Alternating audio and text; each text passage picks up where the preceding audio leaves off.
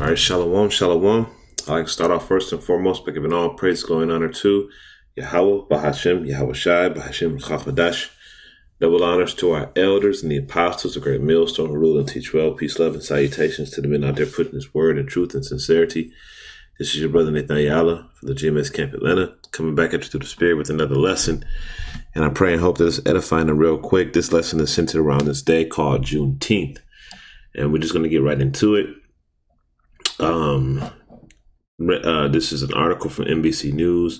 It was posted, I think it was posted today. Today, June 18th, which I believe is Juneteenth.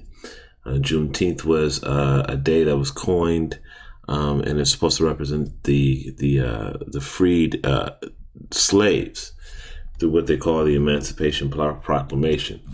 So we're going to read a little bit of this article. It says House Democrat Whip Jim Claiborne said on Friday that the new legislation to mark Juneteenth as a federal holiday to commemorate the end of slavery in the United States gives him hope.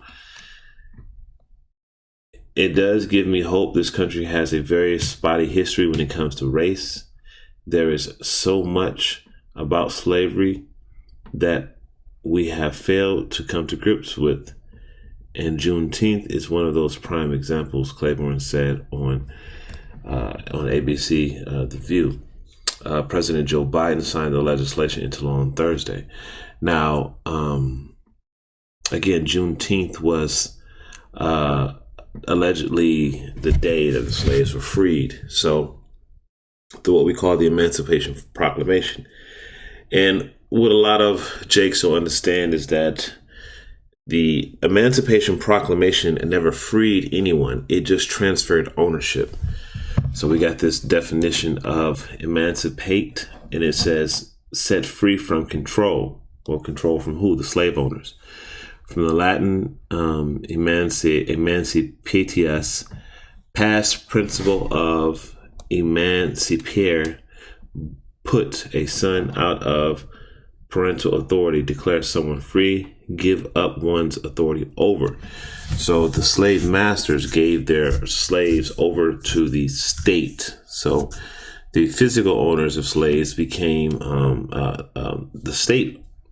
It says in Roman law, the freeing of a wife or son from legal authority of the partner's family to make his or her own way in the world from assimilating from a form of out away. Emancipare, deliver, transfer, sell. You see? Deliver, transfer, sell from emancipium, ownership. From the manus hand, capriere, to take. From pie roots to grasp. Okay, so right here, this definition says deliver, transfer, or sell. So the ownership was not getting rid of, was not done away with. It was transferred. Okay, and it was transferred to who? It was transferred to the state. Now we have here the U.S. Constitution. This is the 13th Amendment. And it says neither slavery nor involuntary servitude except under the penalty, except as punishment for a crime whereof the party shall be duly convicted shall exist within the United States or any place subject to their jurisdiction. Now, 72% of the 72% of the jail population are blacks and Latinos here in America. Now, why is that? Well, that's because blacks, Latinos, and Native Americans are subject to this amendment right here. So they have an incentive to lock your ass up to keep you in jail. This is why 5% of the world's population, being America, carries about 70% of the world's incarcerated right here in America. All right. So when the Emancipation Proclamation came about, it was not to free the slaves. This is exactly why you still are subject to unjust laws and unjust decrees based off of the 13th Amendment, because you're not freed. You are still considered a slave. It's just that now you have a different type of slavery that you're under. All right. So I'm going to go to the book of Ecclesiasticus, because you damn idiots out there continue to think that this man, this devil, has your back and he's doing things in your best interest. This is Ecclesiasticus 12:10. It says, "Never trust thine enemy." If you in today's day and age have not discovered who your enemy is, then you're 2/3. Okay? Period. If you haven't realized that the so-called white man is your enemy, then you're 2/3. Okay? It says, "Never trust thine enemy, for as iron rusteth, so is his wickedness." It doesn't go away. Everything he does is lies, evil, and deceit. It says, verse 11, "Though he humble himself and go crouching, yet take good heed and beware of him. And thou shalt be unto him as if thou hast wiped away a looking glass. And thou shalt know that his rust had not been altogether wiped away." So no matter what this devil tells you, no matter what he says, he's always against you. He never has your best interest at heart. And Juneteenth is another day that has been put on the books to make Jake feel good in Babylon the Great. This is not our rest. This devil cannot give us anything. Everything that we should have or need to have is given to us through Yahweh Shem Yahweh Shai. You know, and as long as you keep on seeking this devil's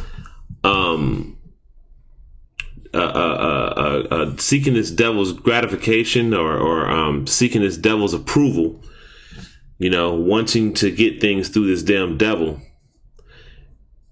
you're going to always be in a destroyed state until finally the missiles come and put this place out of its misery, and the Lord restores you on the other side. All right, so I'm going to go to the book of Isaiah, and I'm going to start at the 30th chapter.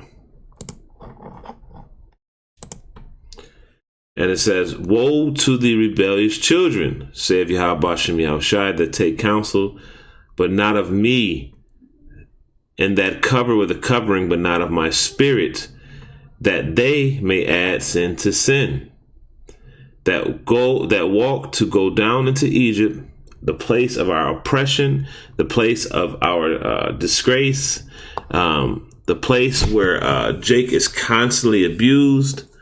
This place, Babylon the Great, and have not asked at my mouth to strengthen themselves in the strength of Pharaoh and to trust in the shadow of Egypt."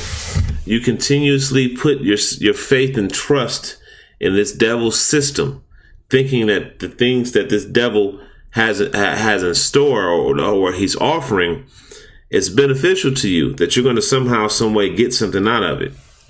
All right. It says, "Therefore shall the strength of Pharaoh be your shame, and the trust in the shadow of Egypt your confusion."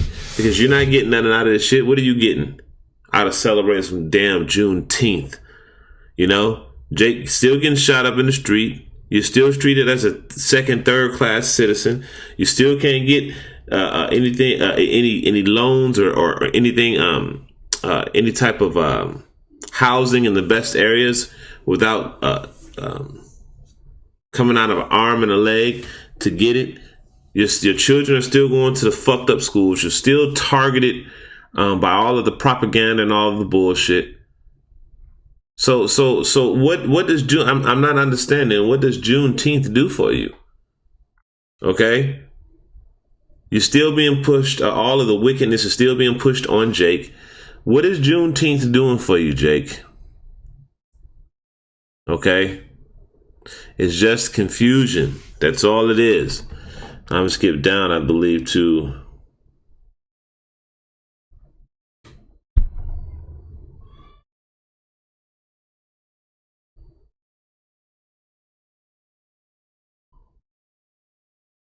Here it is. This is Isaiah 30:12, and it says, "Wherefore thus saith Yahweh, power of Israel, because ye have despised this word and trust in oppression and perverseness and stay thereon." Because you do.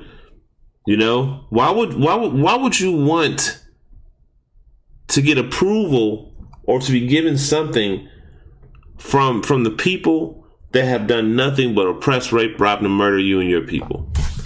Why wouldn't you want to get your get back on them? Why is Juneteenth a day that's even recognized by you so-called blacks? Why is that? Why is it that you don't want to get your lick back on this devil?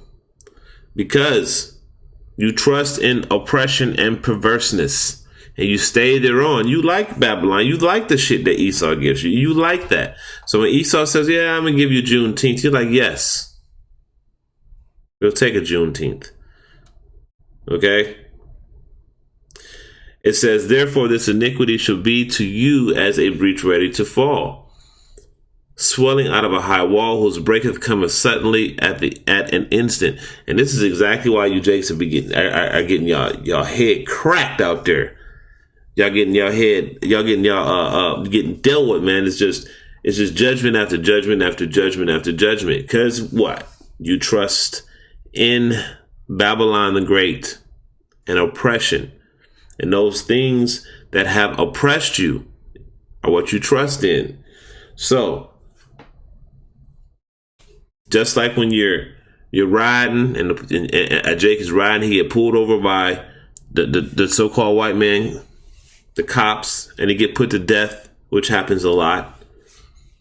Or you get put to death by another Jake, which happens a lot. All of these things happen suddenly, you know, and you get all of these things from participating in the bullshit of Babylon the Great. Now, am I saying that this couldn't happen to a man of the Lord? No, I'm not saying that, because the Lord can do it, but it's highly, the Lord looks out for his men. So unless one of his men is going off, I don't see that happening. But y'all Jakes trust in a power that can't do shit for you. We trust in a power that does everything for us. Okay? So when all hell breaks loose, or when your judgment comes upon you suddenly, you ain't got nobody to blame but yourself, because you trusted in oppression. You trusted in Babylon the Great. And you thought that's because they signed some piece of paper and talked about it on the news. It put you and your life in a better position, in a better place. And it didn't. Okay? You all are just deceived. So, I hope this was an edifying lesson. I'm going to end it off by giving all praises going on to Yahweh Bashem, Yahweh Shai, Bashem, Klakodash. Double honors to the elders and the apostles of Great Millstone. To the next time, Akim Shalom.